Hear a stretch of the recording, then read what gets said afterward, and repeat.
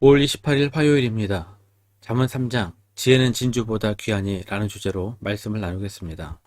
먼저 기도로 시작하십시오. 성경을 1에서 3 읽기 바랍니다. 꾸준한 영성을 여는 당신의 생을 변화시킵니다.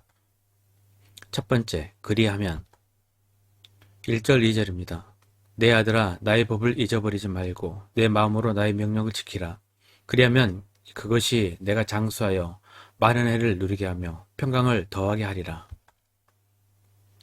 1절에서 10절까지는 무엇을 하라, 그리하면 뭐뭐 하리라 라는 구조가 반복되고 있습니다. 자녀를 잠언의 말씀으로 교육하려는 부모의 진심과 노력이 담겨져 있습니다. 부모는 자녀 교육에 관심이 매우 많습니다. 가능하면 최선을 다해 가르치고 싶어 합니다. 하지만 자녀들이 그 모든 것을 다 할 수가 없습니다. 그래서 부모에게 필요한 것이 있다면 그것은 교육 철학입니다.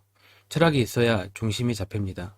특히 기독교인들에게 교육 철학의 근간은 신앙입니다.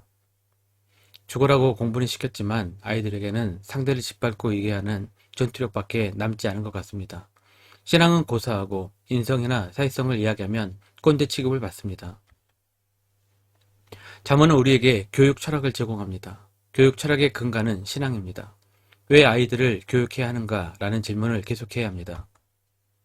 잠언이 자녀들에게 주는 최고의 선물은 하나님과 인격적인 사랑의 관계 속에서 함께 걸어가는 법을 가르치는 것입니다. 하나님의 말씀에 순종하게 될 때 평안하게 장수할 수 있다고 약속합니다. 하나님과 사람들에게 귀중하게 여김을 받는 비결은 진리의 말씀을 마음에 내면화시켜 순종할 때 가능하다고 말씀합니다. 우리는 미래를 모르기 때문에 염려하고 걱정합니다. 미래의 무지한 자들은 예언한다는 사람을 찾습니다. 모두 다 엉터리입니다. 교회 안에 있는 점쟁이들입니다. 주의해야 합니다. 그런데 잠언은 우리에게 미래에 대해 걱정하지 않는 법을 말씀해 주십니다. 5절 6절입니다. 너는 마음을 다하여 여호와를 신뢰하고 내 명철을 의지하지 말라. 너는 범사의 그를 인정하라. 그리하면 내 길을 지도하시리라. 인간의 지혜를 의지하지 말고 범사의 하나님을 신뢰하고 인정하기만 하면 미래에 대해 걱정할 필요가 없다고 약속하셨습니다. 왜냐하면 하나님께서 우리의 길을 지도하실 것이기 때문입니다. 지도하신다는 말은 문자 그대로 직역하면 길을 곱게 하신다는 말입니다. 즉 가는 길에 놓인 장애물을 제거하고 목적지로 수월하게 안내하신다는 의미입니다. 미래에 대한 도를 넘은 염려는 마음을 다해 여호와를 신뢰하지 않았고 주님을 인정하지 않았기 때문입니다. 주님께 모든 것을 맡기며 신뢰하는 법부터 훈련해야 합니다. 물질에 대한 잠언의 관점도 분명합니다. 물론 돈을 모으는 법을 가르치지는 않습니다. 하나님 앞에 드리는 법을 가르칩니다. 그런데 재미있는 것은 드릴 줄 아는 자에게 더 많은 것을 주시겠다는 약속입니다. 9절 10절입니다. 내 재물과 내 소산물의 처음 익은 열매로 여호와를 공경하라. 그리하면 내 창고가 가득히 차고 내 포도즙 틀에 새 포도즙이 넘치리라. 재물에 관한 이 말씀은 현대인들에게는 굉장히 말도 안 되는 것일 수 있습니다. 세상에서는 안 먹고 안 입어 최대한 아껴야 돈이 모인다고 배웁니다.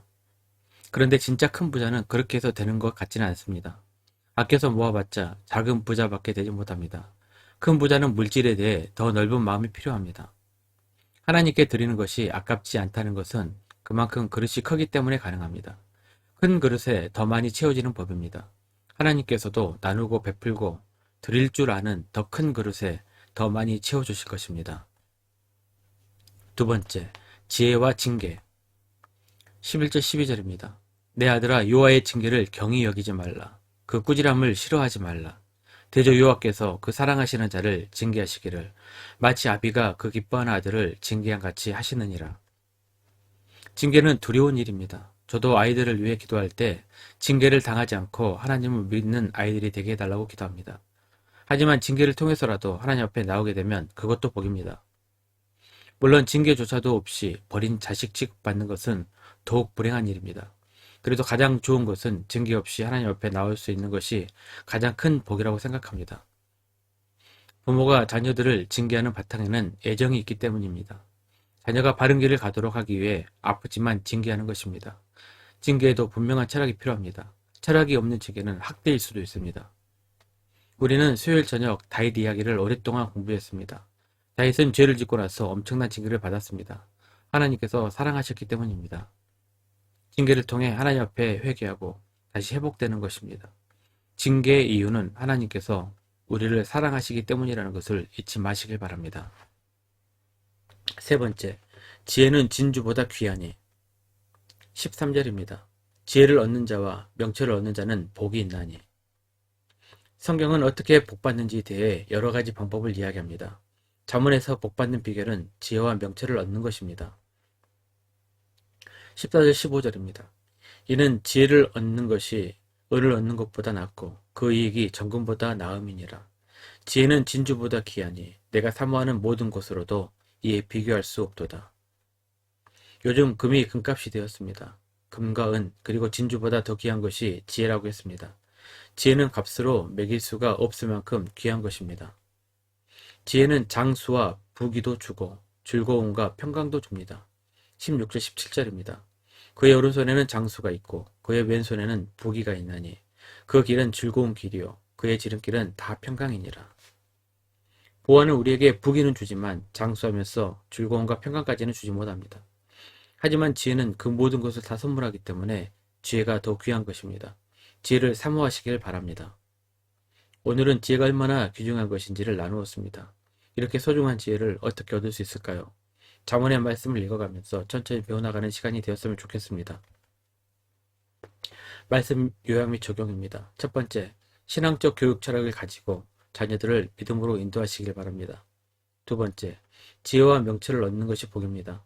장수하며 부귀도 허락합니다. 즐겁고 평강의 삶을 술무로 주는 최고의 것입니다.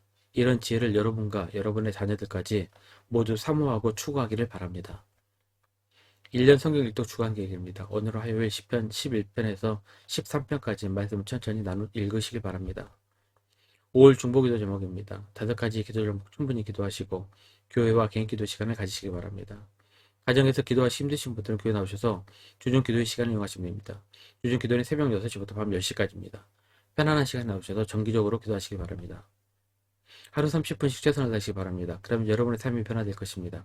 영상을 다 보신 분들 확인 문자를 보내시거나 유튜브에 댓글로 달아주시면 정기적인 영성 훈련에 도움이 될 것입니다.